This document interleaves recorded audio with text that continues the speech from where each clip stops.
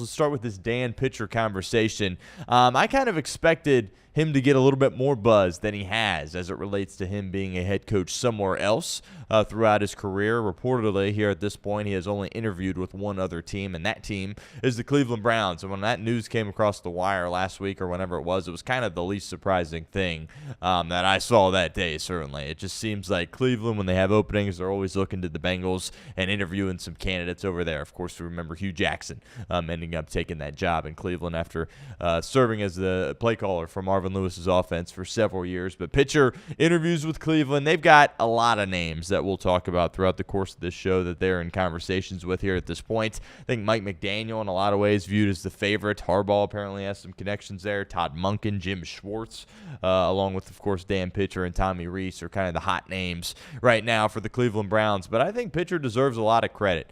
He came in with Zach Taylor back in 19 and really has done a nice job of working his way up the staff, was the quarterback coach for a long time, and it was kind of a seamless transition when Brian Callahan ended up getting the head job over at Tennessee. That Pitcher, of course, became the offensive coordinator for the Cincinnati Bengals. And the word collaboration is a word that has been used a lot as it relates to the Cincinnati Bengals. Certainly Duke Tobin throwing that word out there, talking about his scouting staff and how they handle the decision-making process before ultimately they make moves in free agency and make decisions on draft day there as well. Well, play calling here in Cincinnati allegedly is pretty collaborative there as well between Zach Taylor, Dan Pitcher, and the rest of the offensive staff. And I think Pitch has really done a tremendous job. I think Zach deserves a lot of credit for the play calling, but Pitcher's certainly in his ear helping orchestrate the offense, and it's by no means just Zach Taylor steering that ship in the right direction. So the Dan Pitcher experience here over the course of the past couple of years has been really, really good. Now, is he reaping the benefits of having Joe Burrow? Certainly. But what happened when Joe Burrow wasn't out there? Obviously, it was ugly with an incompetent quarterback in Jake Browning, but things looked pretty good for Joe Flacco in the Bengals offense when he was out there leading the charge for Cincinnati, despite the fact it didn't result in many wins, only one win for this organization during that time period. But I'm a fan of Dan Pitcher. I think he deserves some of this attention that he's getting from the outside, and we'll see. I think there's probably a greater chance that he is back here in Cincinnati. But remember, this is a guy that interviewed for the offensive coordinator spot with the Tampa Bay Buccaneers last offseason, right? To make a move like that, you and I, it seems kind of like a lateral move, right? But Zach Taylor, of course, calling the plays here in Cincinnati, and if he were to have gone to Tampa last year under a defensive-minded guy in Todd Bowles, he would have had all the play calling say as it relates to that. But he stays put. Not sure if he was even offered the job last year with Tampa, but certainly interesting that he went and interviewed for it. He stays here in Cincinnati, but I'm sure he loves being here with the Bengals. As far as being with Joe Burrow, being with Zach Taylor, he's been with this organization for several years. But I don't think it's out of the realm of possibilities that he could potentially leave for another offensive coordinator spot if it's not an offensive-minded head coach in place that is calling the plays. Seems like a lateral decision there, and to leave Joe Burrow to you and I seems crazy. But especially, if he's not going to get more attention as far as being a head coach candidate, might need to find himself in a position where he's calling the plays to really have that go his way. Of course, it broke Brian Callahan's way. He was able to get the Tennessee job. That was kind of a disaster, but I don't think Callahan really had much to work with here at that point. But it'll be interesting to see if any other teams enter kind of into the mix for Dan Pitcher. And, the whole point of me bringing this up is you start to worry about, okay, who's going to be your guy if you lose Dan Pitcher here at this point? So we'll bring around a couple of names. The Bengals pretty much love working from within and kind of promoting guys from within. That's, of course, what they did with Dan Pitcher when Brian Callahan left, and they've done that previous years as well under Zach Taylor and other head coaches. So there's a couple of guys on the staff. Brad Craigthorpe, of course, is the quarterback's coach for the Cincinnati Bengals. I believe he's 33 years of age. He's been here for a while as well under Zach Taylor, kind of just an offensive assistant at first, and then I think he was an assistant wide receivers coach, works his way up to quarterback coach. I kind of feel like he would be next in line for that offensive coordinator spot, right? Would the Bengals go out there and pay some top-of-the-line OC to come in here, especially if Zach Taylor's calling the plays? I don't really see that happening. So I think the most likely option for Cincinnati would be to promote from within. In a lot of instances, whatever industry you're talking about, that's not always the best thing to do, right? If you have a big-time job come open, which offensive coordinator in the NFL is a huge job, you probably want to widen your search a little bit. Look a little bit outside the building to make sure you are bringing in the best possible guy. But the circumstances here in Cincinnati, the money that they are hesitant to spend on a coaching staff, and the fact that their head coach is an offensive-minded dude that calls the plays, and Zach Taylor, I don't think it would surprise many people if they just promoted from within. Now, I happen to have a lot of belief in Brad Craigthorpe. We've heard Joe Burrow speak very highly of him in the past, so I don't think it would be the worst thing in the world. I think Craigthorpe at some point is destined to be an offensive coordinator in this league, and at some point, pitcher's going to be gone, right? This isn't, he's not going to roll this thing out for his whole career with Joe Burrow being the quarterback here in Cincinnati. We all look at this offense and go, it's not going anywhere, right? If Joe Burrow, if Nine's out there and he's healthy, it's not going out anywhere. So pitcher, it's only a matter of time before he gets a head coaching job. Maybe it's not this cycle. Again, Cleveland, I believe, is the only team kind of in the mix for him at this point. But at some point, you're going to have to replace him, and it just kind of feels like Craigthorpe would be the most realistic option for Cincinnati. You won't have to pay him as much. You kind of just promote him. He's been around for a long time. He understands the system. He understands what Zach Taylor wants to do. And, that's what the Bengals have done in the past, kind of just promote from within, which, again, I don't think is the best decision in the world. But when you're talking about the Cincinnati Bengals and talking about a guy that I have a lot of belief in Craigthorpe, that could be the answer going forward. Hopefully that's not something that has to happen this offseason and Pitch will be back with this team, but certainly something that I think people need to keep an eye on because, it's kind of floating under the radar here. But I was surprised that more teams aren't interested in Dan Pitcher. And another name, of course, is Justin Risciotti, a pass game coordinator for Cincinnati. He came in, I believe, a year or two ago, so he hasn't been here throughout the whole Zach Taylor process, but apparently within the building, Risciotti is highly respected. He's a few years older, certainly, than Craigthorpe. Has been around the league a little bit, has been on, a part of some more different teams, so I think he could be another potential guy as well to monitor as it relates to just kind of promoting from within. And then there's some other names out there, and I'm not going to throw around the Mike McDaniels of the world. We'll talk about him in a little bit here as we kind of talk about this head coaching buzz around the National Football League. But, some realistic names that Cincinnati potentially could go after if they don't decide to promote from within. I think the top guy is Brian Callahan.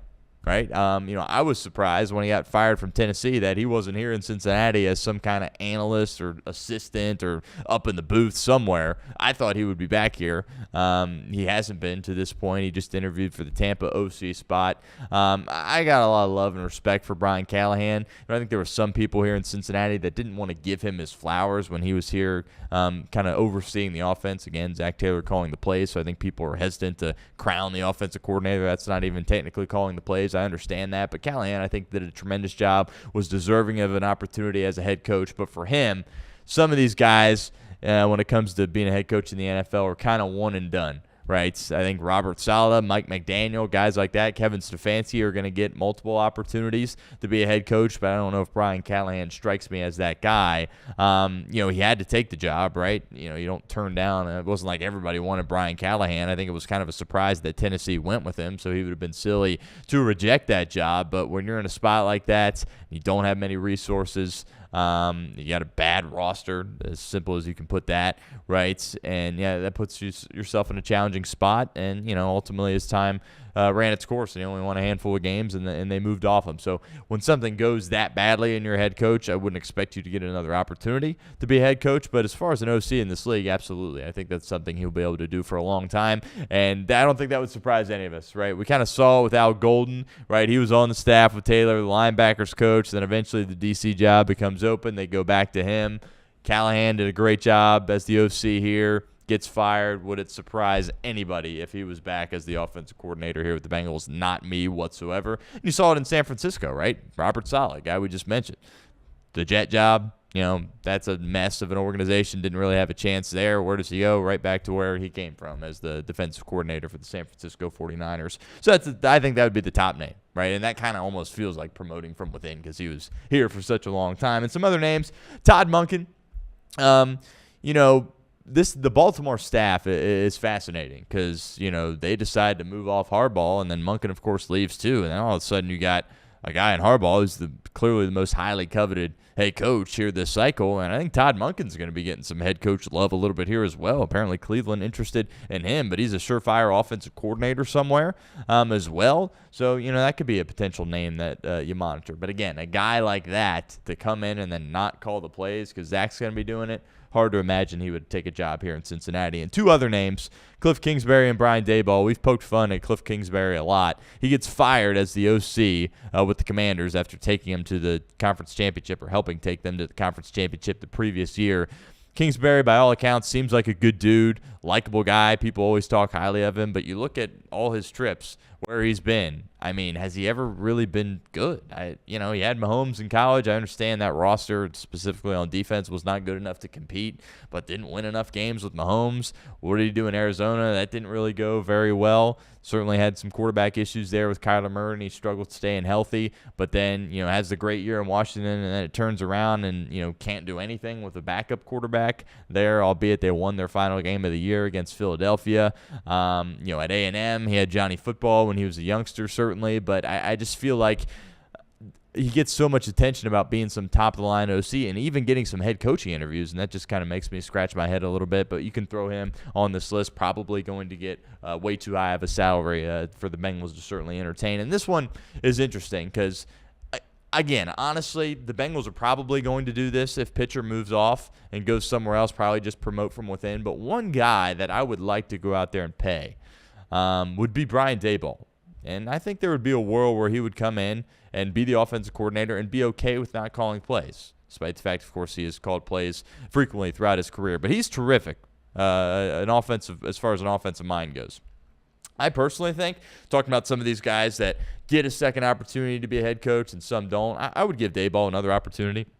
Maybe it's not this cycle, but down the line, certainly. His track record with developing quarterbacks and being kind of an offensive genius has been great. I mean, what he was able to do with Hurts at Alabama the one year he was there was tremendous. And Josh Allen, I mean, he's kind of known as the guy that fixed Josh Allen and really made him a really good player. And early with Jackson Dart, I think you saw him kind of jump in there and be ready to go. I think that speaks to coaching there as well. So we talked about how the Giants, you want to fire him at the end of the year, fine, but to fire him, mid-year and then keep the GM, I just thought that was a horrible decision. But Daboll's a guy to kind of keep an eye on because, again, he's going to garner a sizable contract. Bengals probably aren't going to do that. They're only paying their coach $4.5 million.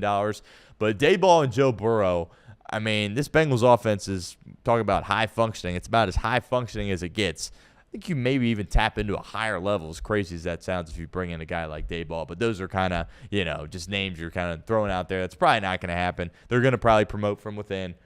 Top of the guy for them would be Brian Callahan, certainly, if they didn't promote from within. But I think we are also in a spot this year where you would think Pitch is going to be back. But you hope the Bengals have a backup plan if he were not, because I think he kind of flies under the radar. He's been a very important piece for this Bengals offense over the course of the past few years. A couple of more Bengals things I want to touch on before we transition into Pittsburgh and Houston.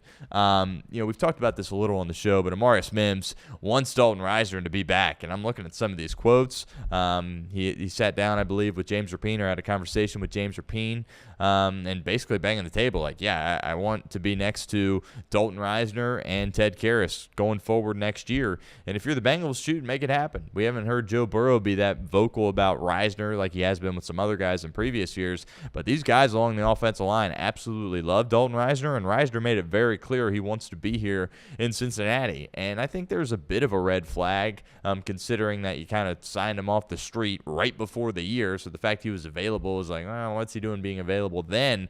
But then you look what he was able to do on the field, and he was a really good player for Cincinnati, and this doesn't need to be sign him to some long-term deal. Just bring him back for next year, right? And I'm not opposed to these one-year contracts with guys. One, if you want to be successful in this league, you have to be open to doing that kind of stuff. And two, people joke about Burrow's line several years ago about the window being his whole career, but I truly believe that. You have to go into every season with the expectation that we're going to win the World Championship this year, and I think that's a realistic expectation to have when you have Joe Burrow, Jamar Chase, and T. Higgins in place, regardless of how bad things were defensively the previous year. So bringing him in on a one-year deal and then maybe drafting another guard in the third or fourth round, it looks like you hit on one in the third round last year with Dylan Fairchild. I think that would be a good decision for the Cincinnati Bengals. So we'll see if Duke Tobin and company mess around with that, if they drag this thing on longer than it needs to. But that, to me, is like, get this done right here, right now.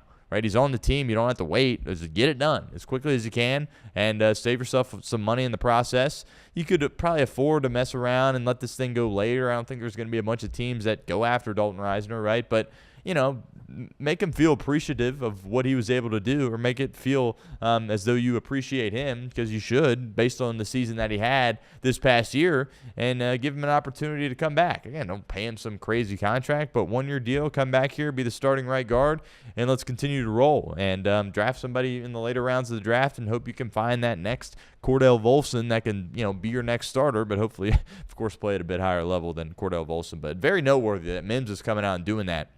I'm not going to sit here and act like Mims has the amount of pull that Joe Burrow does, but if I'm the Bengals, I'm listening to Amarius Mims to some degree, right? Because he's a great player, and I would already kind of put him here at this point. But we talk about Trey Hendrickson kind of being the fourth best player for the Bengals behind the big three. I look at Amarius Mims as that guy for them right now. And Jim Harbaugh was joking about this a couple of years at the draft, when they asked him about, why didn't you go get a weapon in the draft when they got Joe Alt? And he was like, well, we view offensive linemen as weapons. And that was kind of a cliche Harbaugh thing to say, but I kind of agree with him. Like, Amarius Mims, he's a weapon for this Bengals team. And, if the guy he's next to, if he's begging for him to come back, make it happen, especially when the guy wants to be here. Seems like everybody likes him. Bring Dalton Risner back for next year. Lastly, one other Bengals topic I want to touch on. Dane Brugler, draft analyst, he has his beast that comes out every year, does a great job over at The Athletic, covering the NFL and the NFL draft. He put together his all-rookie team, and then he had honorable mentions. And I saw the first one, and I was like, okay, yeah, Dylan Fairchild, honorable mention. He deserves to be an honorable mention. Fought through some injuries, was able to stay available out there. I think, fair to say he was the weak link to the offensive line, but if you had to pick one, but seems to be poised to have a really solid career, and maybe he can be another guy that could potentially get a second contract here, because the joke has been the Bengals, it's been however long since they've given an offensive lineman a second contract. Mims is going to be that guy, but maybe after him it could be Fairchild. We'll see. Several years away, obviously, for Dylan Fairchild. But he had two other honorable mentions on there as well, and they were the linebackers, both of them, Demetrius Knight and Barrett Carter. And Demetrius Knight flashed the last two games against Arizona and Cleveland, right? It's my gut.